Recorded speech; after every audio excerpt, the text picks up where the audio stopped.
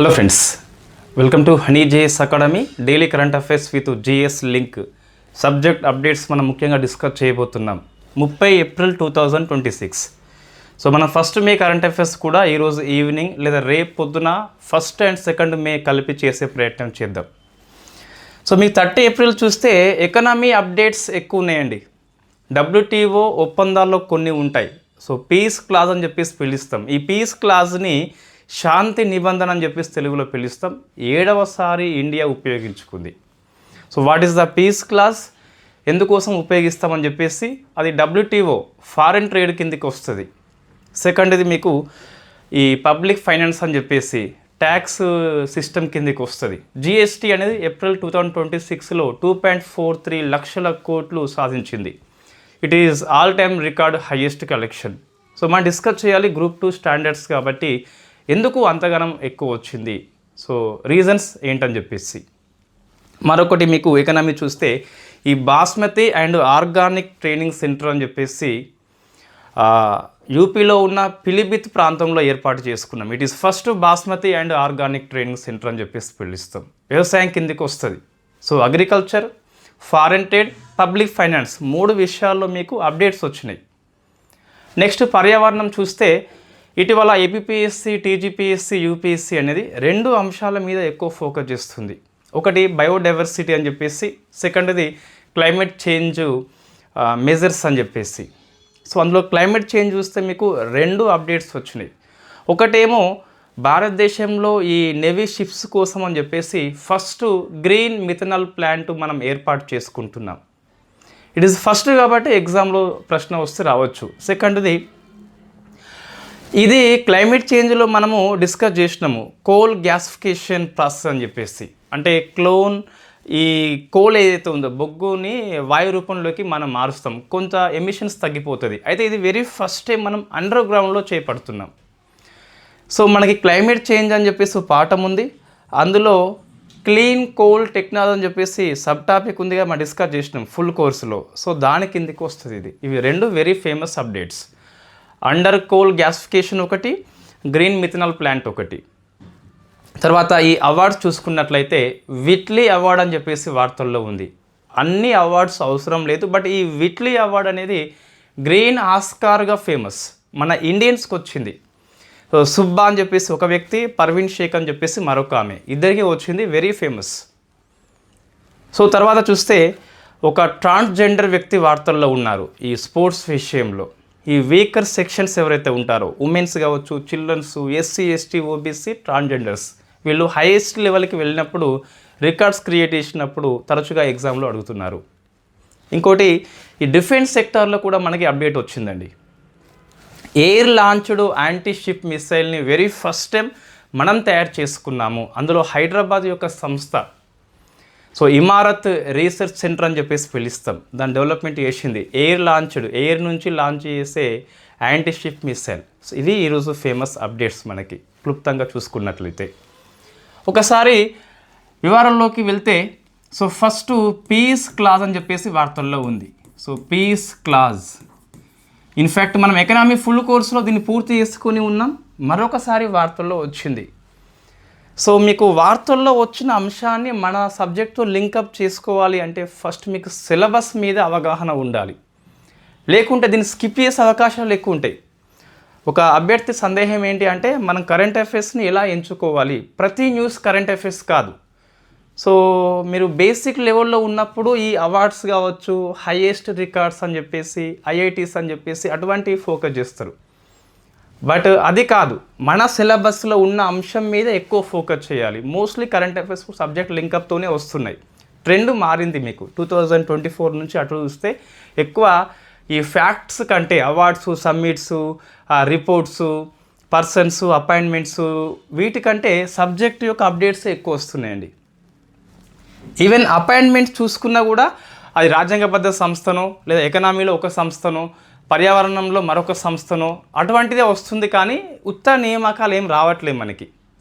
అంటే ఇతర దేశాల ప్రధానమంత్రులు ఒకప్పుడు వచ్చేది, ఆ ప్రధానమంత్రి మహిళ అయితే, ఆ అధ్యక్షుడు మహిళ అయితే, లేకుంటే వామపక్షాల అభ్యర్థి అయితే లేకుంటే ఎన్నికల్లో గందరగోళం జరిగి ఎన్నికైతే అటువంటి అయితే తప్పించి ప్రతి దేశం యొక్క అధ్యక్షులు ప్రధానమంత్రులు ఎవరికి అవసరం లేదు అది. రైట్, ఫస్ట్ మనం చూస్తే పీస్ క్లాజ్ అని చెప్పేసి ఇండియా 7వసారి ఉపయోగించుకుందండి. 7వసారి మనం డిస్కస్ చేసిన ఇంతకుముందు వరుసగా 5 సార్లు అని చెప్పేసి మధ్యలో ఇంకొకసారి ఎప్పుడో వచ్చి ఉంటుంది. సో 7వసారి అని చెప్పేసి ఇట్ ఈస్ హైయెస్ట్. ఇంతవరకు ఏ దేశం కూడా 7 సార్లు ఉపయోగించుకోలేదు.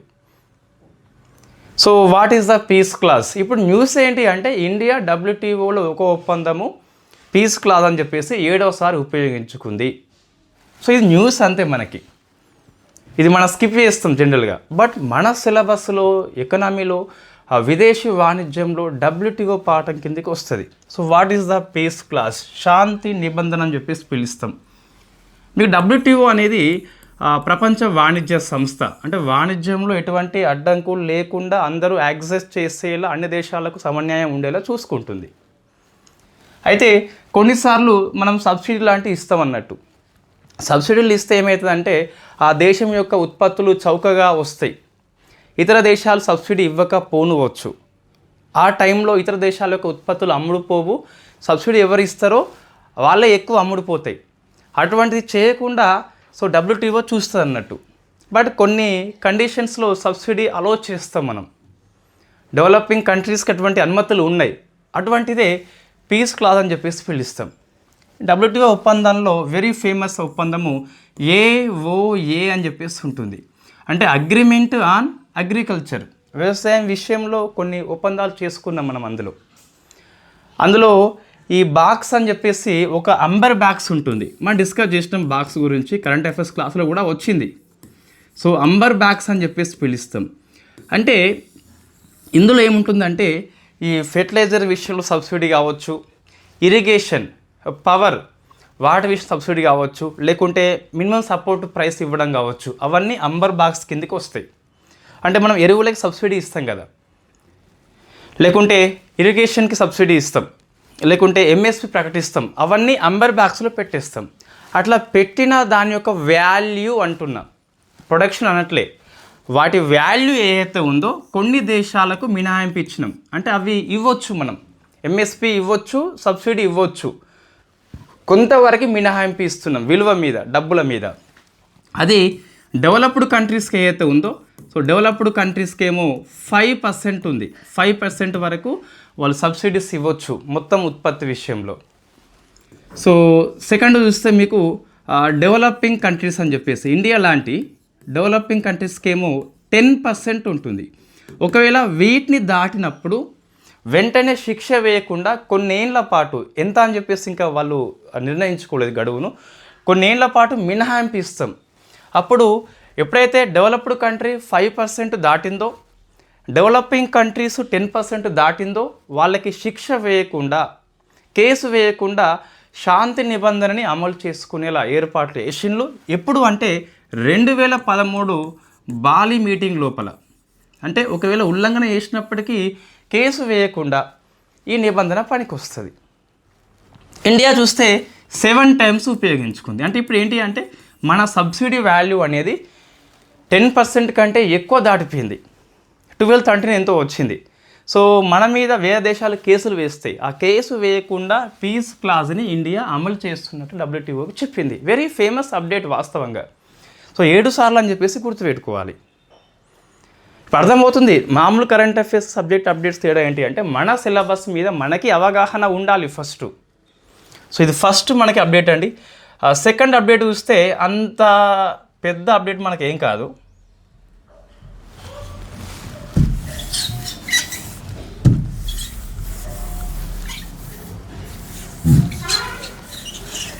ఓకే అండి. సో నెక్స్ట్ అప్డేట్ చూస్తే మనకి ఈ బాస్మతి ఏదైతే ఉందో, సో బాస్మతికి మరియు ఇన్ఫ్యాక్ట్ ఈ బాస్మతికి ఆర్గానిక్ ట్రైనింగ్ సెంటర్ని తొలిసారిగా ఇండియా ఏర్పాటు చేసింది. ఆర్గానిక్ ట్రైనింగ్ సెంటర్ అని చెప్పేసి పిలుస్తాం. సో ట్రైనింగ్ సెంటర్ అని చెప్పేసి ఎక్కడ అంటే యూపీలో ఉన్న పిలీభిత్ ప్రాంతం లోపల ఏర్పాటు చేసింది. సో పిలీభిత్ ప్రాంతం లోపల ఏర్పాటు చేసింది ఎవరు అని చెప్పేసి అడిగితే agriculture, so processing food products export development authority అని చెప్పేసి. సో ఇది ఏ మినిస్ట్రీ కింద పనిచేస్తుందండి? చాలామంది అగ్రికల్చర్ అనగానే మినిస్ట్రీ ఆఫ్ అగ్రి అని చెప్పేసి చెప్తారు, బట్ అది తప్పు అండి. సో ఇది అగ్రికల్చరల్ ప్రొడక్షన్ అంటే మనకి ప్రాసెసింగ్ ఫుడ్స్ విషయంలో ఎక్స్పోర్ట్స్ డెవలప్మెంట్ అథారిటీ అని చెప్పేసి పిలుస్తాం. ప్రాసెసింగ్ ఫుడ్ని ఎక్స్పోర్ట్స్ కోసం ప్రమోట్ చేస్తుంది ఈ సంస్థ. Ministry of commerce and industry కింద పనిచేస్తుంది. కామర్స్ అండ్ ఇండస్ట్రీ కింద పనిచేస్తుంది. సో ఇది దీన్ని ఏర్పాటు చేసింది. ఇది వ్యవసాయం కిందకి వస్తుందండి మనకి. సో మళ్ళీ చెప్తున్నా, processing food export development authority అనేది మినిస్ట్రీ ఆఫ్ అగ్రికల్చర్ కిందకి రాదు, ministry of commerce and industry కిందకే వస్తుంది. మరొక అప్డేట్ మనం చూస్తే ఎకనామీ విషయంలో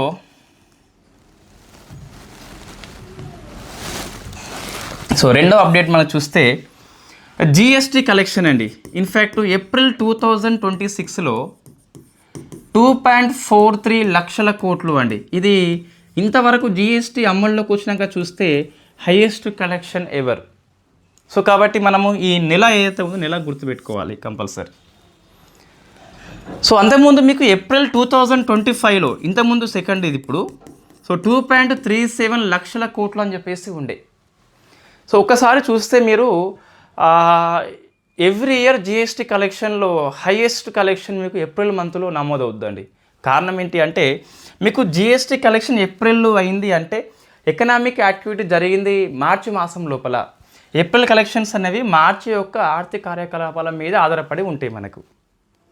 సో మార్చి అనేది ఫైనాన్షియల్ ఇయర్ ఎండ్ కాబట్టి సో ఎక్కువ మొత్తంలో యాక్టివిటీ ఉంటుంది కాబట్టి ఏప్రిల్ మాసంలో రికార్డ్స్ నమోదవుతాయి. అచ్చా, ఇంకోటి మరి ఇంతటి హైయెస్ట్ కలెక్షన్కి కారణం ఏంటని చెప్పి చూస్తే యాజ్ ఫర్ హిందూ చూస్తే లేదా మనకి మినిస్టర్ ఆఫ్ ఫైనాన్స్ యొక్క నోటిఫికేషన్ చూస్తే ఒకటే కారణం అండి, మన యొక్క దిగుమతులు మార్చి మాసంలో ఎక్కువ పెరిగినాయి మనకు. సో పెరిగిన దిగుమతులే కారణము తప్పితే సో దేశీయ ఆర్థిక కార్యకలాపాలు కాదు అని చెప్పేసి చదువుకోవాలి. దేశీయ అమ్మకాలు కాదు. మరి కానప్పుడు రాయడం ఎందుకంటే ఇది స్టేట్మెంట్ రూపంలో ఇస్తారు కాబట్టి ఇది రాసినాక తప్పు అని కొట్టి ఇది రైట్ పెట్టుకోవాలి. సో వే ఆఫ్ స్టడీ ఈ విధంగా ఉండాలి. విశ్లేషణ పూర్వకంగా ఉన్నప్పుడు నువ్వు తప్పు చేయవు. మీకు డాటా బేస్డ్ కంటే స్టేట్మెంట్ బేస్డ్ ఎక్కువ క్వశ్చన్స్ వస్తాయి. సో అటువంటిది మీకు అలవాటు కావాలంటే ఇట్లా చదవాలి. సో కారణం ఏంటి? హైయెస్ట్ ఓకే, మీరు నెంబర్ మీద ఫోకస్ చేయకండి. ఏప్రిల్ మంత్లో హైయెస్ట్ ఓకే, నెంబర్ గుర్తుపెట్టుకోవాలి. GST all time famous topic కాబట్టి. ఇంకోటి కారణం ఏంటి అంటే పెరిగిన దిగుమతులు అని చెప్పేసి, అంటే దేశీయ అమ్మకాలు పెరగడం వల్ల వచ్చింది కాదు ఇక్కడ రికార్డ్ అనేది. సో దిగుమతులు ఎక్కువైనాయి. మళ్ళీ మీకు డౌట్ వస్తుంది, అరే మనం ఇంపోర్ట్ చేసుకున్నప్పుడు కస్టమ్స్ డ్యూటీ అని చెప్పేసి బేసిక్ విధిస్తాం కదా, బీసీడీ అని చెప్పేసి పిలుస్తాం. సో బేసిక్ కస్టమ్ డ్యూటీతో పాటు మనకి ఐజిఎస్టీ కూడా ఉంటుంది. ఈ ఐజిఎస్టీ కారణంగా మనకి దిగుమతులు పెరిగినాయి కాబట్టి సో 2.43 లక్షల కోట్లు నమోదైనాయండి. సో దిగుమతుల మీద జిఎస్టీ ఉంటుందా? ఉంటుంది కంపల్సరీ. బీసీడీకి అదనంగా ఐజిఎస్టీ మనం విధిస్తామండి. సో 3 టాపిక్స్ ఏవైతే ఉన్నాయో ఇంతకుముందు ఏంటి మనకి పీస్ క్లాస్ కదా, ఈ 3 కూడా ఇన్ఫ్యాక్ట్ మీ ఎగ్జాము ఏ ఇయర్లో ఉన్నప్పటికీ అవసరమే అండి. సిలబస్లో ఉన్న అంశము, సిలబస్లో ఉన్నది వ్యవసాయం పాఠం లోపల ఉన్నది,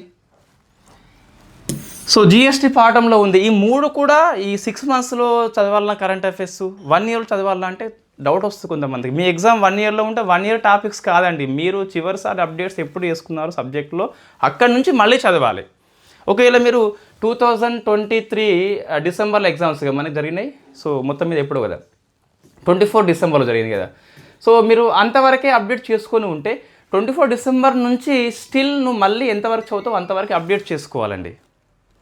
సబ్జెక్ట్ అప్డేట్స్ అంటే కరెంట్ అఫైర్స్ కాదు ఇక్కడ, మీరు సిలబస్లో ఉన్న అంశాలకి అప్డేట్స్ ఉన్నాయి. చాలాసార్లు చెప్తున్నా ఇదేమాట, అందుకే. Okay right. సో నెక్స్ట్ వచ్చేసి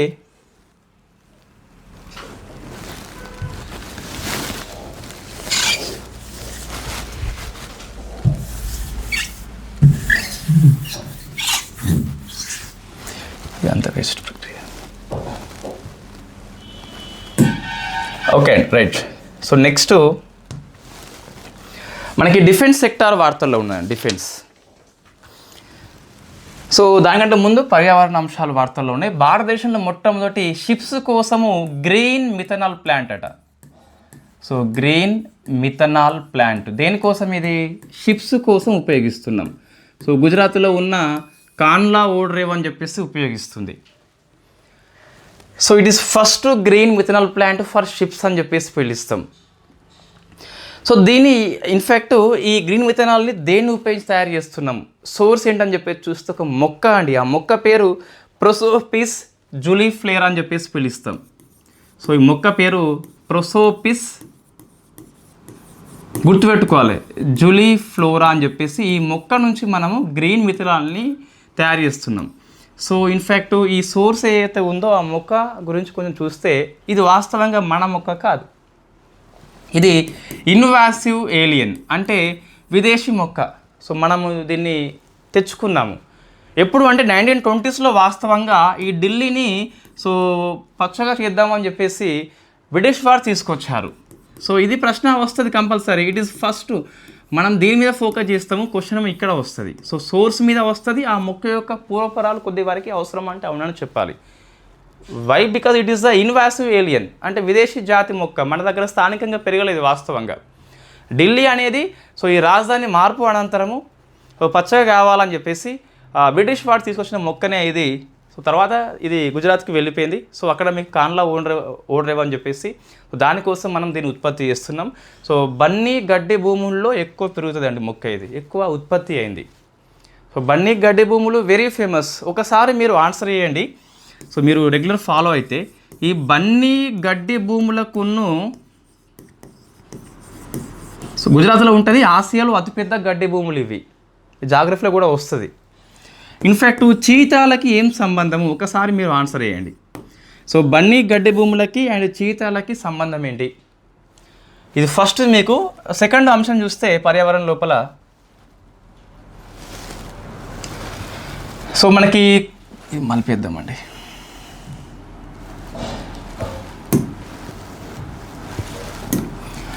సో మనకి ఆల్రెడీ డిస్కస్ చేసుకుని మనం కోలీ గ్యాసిఫికేషన్ అని చెప్పేసి డిస్కస్ చేసినాం. ఇప్పుడు ఏంటి అంటే ఇండియాలో first under ground, so under ground లోపల ఉత్పత్తి చేస్తున్నాం మనం.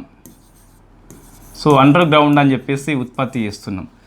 సో మీకు ఆల్రెడీ క్లైమేట్ చేంజ్ పాఠం లోపల క్లీన్ కోల్ టెక్నాలజీ, బొగ్గు అనేది ఎమిషన్స్ ఎక్కువ ఉత్పత్తి చేస్తుంది, దాన్ని క్లీన్ చేయాలి, కొన్ని ప్రాసెస్ ఉంటాయి కదా, అందులో ఒక ప్రాసెస్ మనకి కోల్ గ్యాసిఫికేషన్.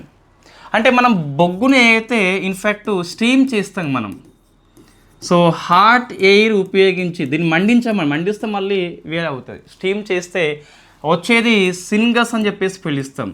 ఈ సింగస్లు అనేది మనకి కార్బన్ మొనాక్సైడ్ ప్లస్ హైడ్రోజన్ల మిశ్రమం, CO2 కంటే తక్కువనే ఎమిషన్స్ బయటకు వస్తాయి.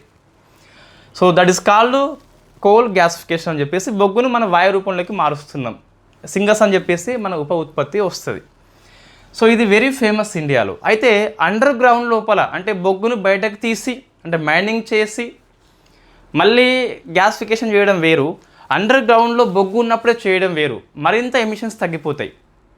సో ఇది వెరీ ఫస్ట్ టైం మనకు ఏపీలో 2 ప్రాంతాల్లో, ఒకటేమో సో ఏపీలో చూస్తే మీకు రాచర్ల ఒకటి, చింతపూడి ఒకటి.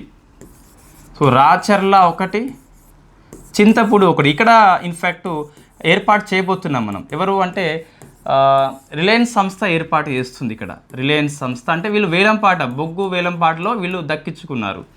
ఇంకోటి ఒడిషా అని చెప్పేసి మరొక 2 ప్రాంతాలు ఉన్నాయి. సో ఒకటేమో ఒడిషాలో బేల్ పహారీ అని చెప్పేసి ఒక ప్రాంతం, గుర్తుపెట్టుకోవాలి తప్పదండి, బేల్ పహార్ అని చెప్పేసి. మరొక ప్రాంతం పేరు తంగర్ దిహి అని చెప్పేసి ఉన్నది. సో తంగర్ దిహి, ఇవి 2 గుర్తుపెట్టుకోవాలి కంపల్సరీ. వీటిని యాక్సిస్ సంస్థ, సో యాక్సిస్ సంస్థ వేలంపాటు దక్కించుకుంది. వాస్తవంగా ఇవి ఇండియాలో ఫస్ట్ అంటే మనం డిస్కస్ చేసిన అంతకుముందే జార్ఖండ్ అని చెప్పేసి ఇన్ఫ్యాక్ట్ ఇక్కడ ఫస్ట్ది, బట్ ఇది పైలట్ ప్రాజెక్ట్ అండి. ఇదేమో కమర్షియల్ మైనింగ్ కోసము ఏపీ ఒడిషా లోపల రిలయన్స్ అండ్ యాక్సిస్ కంపెనీలు దక్కించుకున్నాయి. ఇదేమో ఇండియా చేపట్టింది పైలట్ బేస్లో, ఇది కమర్షియల్ మైనింగ్ అని చెప్పేసి పిలుస్తాం.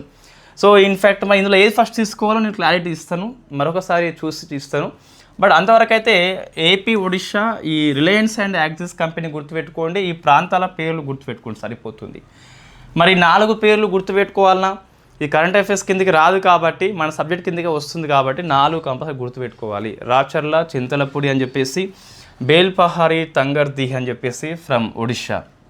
Jharkhand and it is the first pilot project. Under ground లోపల బొగ్గులు వెలికి తీయక ముందే మన గ్యాస్ రూపంలోకి మారుస్తామండి. ఇవి 2 very famous updates. So next చూస్తే తర్వాత మన డిఫెన్స్ సెక్టార్లో చూస్తే సో ఫస్ట్ టైం స్వదేశీయంగా మనము ఎయిర్ నుంచి లాంచ్ చేసే యాంటీ షిప్ మిసైల్ని ఆవిష్కరించినాం. ఒడిషా లోపల ప్రయోగించడం సక్సెస్ కూడా అయిపోయింది. సో ఏంటి ఇది? షార్ట్ రేంజ్ అండి, 55 km పరిధే ఉంటుంది. It is navy anti ship missile, NESM అని చెప్పేసి పిలుస్తాం. ఇది ఎయిర్ లాంచ్ చేస్తాం, ఎయిర్ నుంచి లాంచ్ చేస్తాం, అంటే హెలికాప్టర్ నుంచి లేకుంటే ఏరోప్లేన్ నుంచి లాంచ్ చేస్తాం మనం. ఫస్ట్ స్వదేశంగా మనం తయారు చేసుకున్నాం కాబట్టి సంస్థ పేరు గుర్తుపెట్టుకోవాలి. In fact Imarat research centre from Hyderabad అని చెప్పేసి డెవలప్మెంట్ చేసింది. ఇది DRDO యొక్క అనుబంధ సంస్థ. ఇది ఎంత వేగంతో పోతుందంటే 0.8 అండి Mach. So it is called subsonic speed అని చెప్పేసి పిలుస్తాం, సబ్సోనిక్ స్పీడు. మళ్ళీ ఈ మిసైల్లో 2 దశల్లో ఉంటుంది. 2 దశల్లో మీకు సాలిడ్ ప్రొపలెంటే ఉంటుంది, ఘన ఇంధనమే ఉంటుంది. అయితే ఇవన్నీ అవసరమా అంటే ఇట్ ఈస్ ఫస్ట్ కాబట్టి, ఎయిర్ లాంచ్డ్ ఫస్ట్ కాబట్టి యాంటీ షిప్ మిసైల్ విషయం లోపల ఇది మ్యాక్ వేగం గుర్తుపెట్టుకోవాలి, ఇంధనం గుర్తుపెట్టుకోవాలి కంపల్సరీ, ఆ సంస్థ గుర్తుపెట్టుకోవాలి. ఇది ఒడిషాలో విజయవంతంగా DRDO ప్రయోగించింది. It is first air launched, ఎయిర్ నుంచి ప్రయోగిస్తాం, దేని మీదకి? షిప్ మీదకి ప్రయోగిస్తాం. ఇట్ ఈస్ మిసైల్ ఇది కాబట్టి ఇంధనం అవసరం ఉంటుంది, ఘన ఇంధనం అని చెప్పేసి. వేగం కూడా అవసరం ఉంటుంది, 0.8 మ్యాక్ కాబట్టి ఇట్ ఈస్ సబ్సోనిక్ స్పీడ్ అని చెప్పేసి పిలుస్తాం. డిఫెన్స్ సెక్టార్లో మనకి మిసైల్స్ రాసుకోవాలండి. సో నెక్స్ట్ అవార్డ్స్ అని చెప్పేస్తుంది. సో అవార్డ్స్ అని చెప్పేస్తుంది, అందులో విట్లీ అవార్డ్ వార్తల్లో ఉంది. విట్లీ అవార్డ్ ఏంటంటే ఫేమస్ నోన్ యాజ్ గ్రీన్ ఆస్కార్గా పిలుస్తాం. సో గ్రీన్ ఆస్కార్గా పిలుస్తాం. ఈ అవార్డు అనేది ఇద్దరికి వచ్చింది. ఒక ఆయన సుబ్బా అని చెప్పేసి ఒక ఆయన, ఇంకొకరు పర్వీన్ షేక్ అండి, మహిళ ఈమె. సో పర్వీన్ షేక్ అని చెప్పేసి ఇద్దరు కూడా ఇండియన్సే. వీళ్ళు 2 పక్షి జాతుల ఆవాసాలను రక్షించారు, హ్యాబిటేషన్ రక్షించారు కాబట్టి అవార్డు వచ్చింది. ఒకటేమో హిమాలయాల్లో ఉన్నటువంటి సాలామండర్ పక్షులు, ఇవన్నీ కూడా సాలామండర్. ఇంకోటేమో ఇండియన్ స్కిమ్మర్ అని చెప్పేసి ఉంటుంది కదా, అది. సో ఇండియన్ స్కిమ్మర్ అని చెప్పేసి, ఈ పేర్లు అంత అవసరం లేదు బట్ వీళ్ళ పేర్లు అవసరం ఉంటుంది, ఇండియన్స్ కాబట్టి ఇండియన్ స్కిమ్మర్ అని చెప్పేసి. సో ఈ 2 జాతుల యొక్క ఆవాసాలను రక్షించారు కాబట్టి ఈ సుబ్బా అండ్ పర్వీన్ షేక్కి Whitley award, famous known as green Oscar. మొన్న మనము గోల్డ్ మెన్ అని చెప్పేసి ఒక ప్రైజ్ డిస్కస్ చేసినాం, అదేమో గ్రీన్ నోబెల్. అది గోల్డ్ మెన్ ప్రైజ్ ఏమో 6 మహిళలకు వచ్చింది. ఫస్ట్ టైం ఒక మహిళా బృందం గెలుచుకుంది. That is called green Nobel, gold man environmental award అని చెప్పేసి పిలుస్తాం. ఈ విట్లీ అవార్డు UK సంస్థ విట్లీ ఇస్తుంది. ఇదేమో గ్రీన్ ఆస్కార్, గ్రీన్ ఆస్కార్ వేరు, గ్రీన్ నోబెల్ అని చెప్పేసి వేరు. నెక్స్ట్ పర్సన్ చూస్తే రితికా శ్రీ అని చెప్పేసి వార్తల్లో ఉంది. సో రితికా శ్రీ అని చెప్పేసి ఈమె తమిళనాడు అండి. ఈమె first transgender empire in Indian క్రికెట్లో. ఇండియన్ క్రికెట్ లోపల అంపైరింగ్ చేస్తాం కదా, సో అందులో రితికా శ్రీ అని చెప్పేసి పిలుస్తాం. ఇది వెరీ ఫేమస్. సో ఇవి ఈరోజు కరెంట్ అఫైర్స్. మనము May 1st కూడా డిస్కస్ చేద్దాము ఆ ఈవినింగ్, లేకుంటే రేపు May 1st and 2nd అని చెప్పేసి. సో ఫస్ట్ మీకు ఎకనామీలో ఈ పీస్ క్లాస్ బాగా గుర్తుపెట్టుకోండి. పీస్ క్లాస్ 2013 బాలి మీటింగ్ లోపల తొలిసారిగా ఆమోదించినాం. 7 సార్లు ఇండియా అమలు చేసుకుంది. 10% కంటే ఎక్కువ సబ్సిడీ ఇస్తే ఇది అమలు చేసుకునే ఏర్పాటు ఉంది. సెకండ్ది GST కలెక్షన్ అని చెప్పేసి 2.43 లక్షల కోట్లు. దేశీయ అమ్మకాలు కారణం కాదు, దిగుమతులు పెరిగినాయి కాబట్టి కారణము.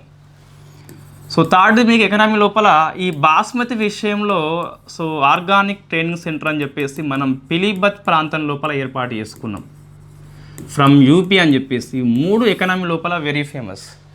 సో ఇవి ఎకనామీ అని చెప్పేసి పిలుస్తాం. నెక్స్ట్ వచ్చేసి ఎన్విరాన్మెంట్లో చూస్తే ఒకటేమో under ground, so coal gasification అని చెప్పేసి.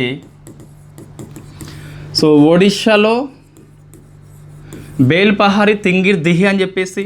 రెండవది ఏపీలో చింతలపూడి. ఇంకో ప్రాంతం ఏముందంటే ఏపీలో చింతలపూడి ఉన్ను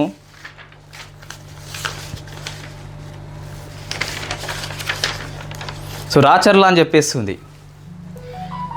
సెకండ్ది మనకి సో ఈ షిప్స్ కోసం అని చెప్పేసి కాన్లా ఓన్రేవు సో గ్రీన్ మిథనాల్ ప్లాంట్ తయారు చేస్తుంది. గ్రీన్ మిథనాల్ ప్లాంట్ అని చెప్పేసి ఇవి 2. అవార్డు చూస్తే విట్లీ అవార్డ్ అని చెప్పేసి సో సుబ్బాకి వచ్చింది, పర్వీన్ షేక్ వచ్చింది. ఇది వెరీ ఫేమస్. రితికా శ్రీ అని చెప్పేసి ఫస్ట్ ట్రాన్స్జెండర్ ఎంపైర్ అని చెప్పేసి పిలుస్తాం.